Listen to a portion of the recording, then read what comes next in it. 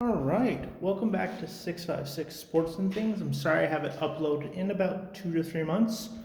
I've been just waiting for something to really sink my teeth into, and it's been happening now for the past couple months. It's just hard for me to stay motivated. I'll be straight up with you, because I work and do other things. But it's come out today, and it's happening for a bit of an ongoing issue. The city of St. John's, Newfoundland, has a bit of a difficulty attracting sports teams. Let me rephrase that, keeping sports teams. If you've been following this channel for a while, so I have it upload, the city did kick out the St. John's Jazz at the Mile 1 Center. Now, in the meantime, they have been purchased by Dean McDonald, the owner of the Newfoundland Growlers, and are actively looking for a place to play. In the time since then, the teams that play in the league of the National Basketball League of Canada, the Halifax Hurricanes left the league. They're looking for a new place to play, as well as the Moncton Magic.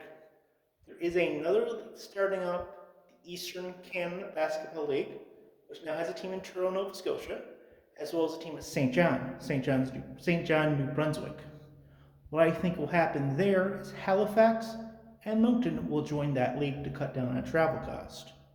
What also happened recently is that the Newfoundland Growlers signed a 3-year lease with Mile 1. Now, it's also come out that the Newfoundland Row with a new ABA team in St. John's, Newfoundland, that no one really wanted, have signed a 5-year lease with the city, with Mile 1. Mile 1's also been renamed with the Mary Brown Center, which I'm okay with. It was about time we rename Mile 1, give it a corporate sponsorship. But it's came out that they only played about $1 million over 10 years. So that's not $1 million per year. That's 1 million split up over 10 years. So about 100,000 a year, which doesn't sound like a lot, in honesty, and it's not. That's going to become looking worse and worse all the time. And it's, before we get to the actual point of this video, just some updates on what's happening in the city. The Newfoundland Growlers have been suspended from Mile 1 for the foreseeable future. Or the Mary Brown Center, whatever you would rather have it called. Now, the thing is, we're not sure what happened. Apparently, from what we're hearing, is there was an issue with Deacon Sports Entertainment, the facility that owns the Growlers, and the Edge, and an employee of Mile 1 with harassment. That's all we've got. Now, I don't know about you, but at my job, if there's an harassment issue, we talk to the employee one-on-one and we sort it out. We might have to let that employee go, things do happen, but we don't shut down business. Let's say you went to work today, and before you went to work, you went to your normal coffee shop. And instead of the coffee shop being opened, it was shut down because one employee had an issue with management and was calling them for harassment. Yes, harassment is very important. It's very unfortunate that people are getting harassed at work, but you wouldn't shut down the business. Maybe there's 2 exceptions to the whole thing. Maybe if someone was killed on the site, yeah, you should shut. If someone died at Mile 1 or someone was murdered, not saying they were, I hope they weren't, I'd understand Mile 1 shutting the building down. Or someone was raped. I hope no one was raped. I'm not saying they were raped. I'm just saying if someone was murdered or raped, I would understand the building being shut down. They've as if they suspended the team from playing there. Now, this wouldn't be so bad, but this came out a week before their home opener. The Growlers didn't play last year or the year before last. So you suspend the team a week before their home opener in front of their fans who, let's be honest, have not seen anything, any basketball, any hockey in their home rink in 2 years because of the pandemic. So you shut them down. Then you force the Growlers to find a new building. Luckily, they did. They're going to play the 6-game homestand in Conception Bay South. It's another community about a half-hour to an hour drive out of St. John's.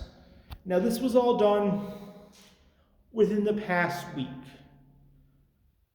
Apparently, there's an investigation going. Apparently, the owner of the Growlers has come out and said, hey, we're going to take the city of St. John's and the management company to court. This is not right. Yes, we understand that there's an investigation, but if there was an investigation, it's the building's fault. You guys went and said, please buy season tickets to the Growlers, and then you couldn't process season tickets on the Growlers website or Mile One's website. I've looked, I can't get out.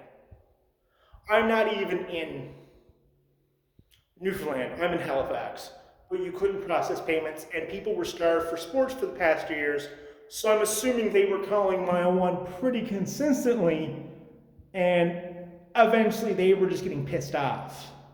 And I don't know if you ever worked at the call center, but people, when they don't get what they want, aren't too nice. Now, this has happened as well, because the owner of the Growlers does own 2 other ECHL teams, the Three River Lions as well as the Iowa Heartland. And he's not having a problem there. He's went tweeting and said, hey, they like us here, maybe he gagged them on. But this happens all the time with the city. They've kicked multiple AHL teams out of the building, and this happens all the time. I've never seen a city actually go out and do this. The Newfoundland Growlers are playing right now in CBS for the first 6 games. Could be a long, drawn-out process with the former Mile One currently in the Mary Brown Center. I'm just getting you guys informed. If you like what I say, please hit like and subscribe. And hopefully you all have a great rest of your day, and I will talk to you again hopefully soon. Thank you, and have a great night. Bye.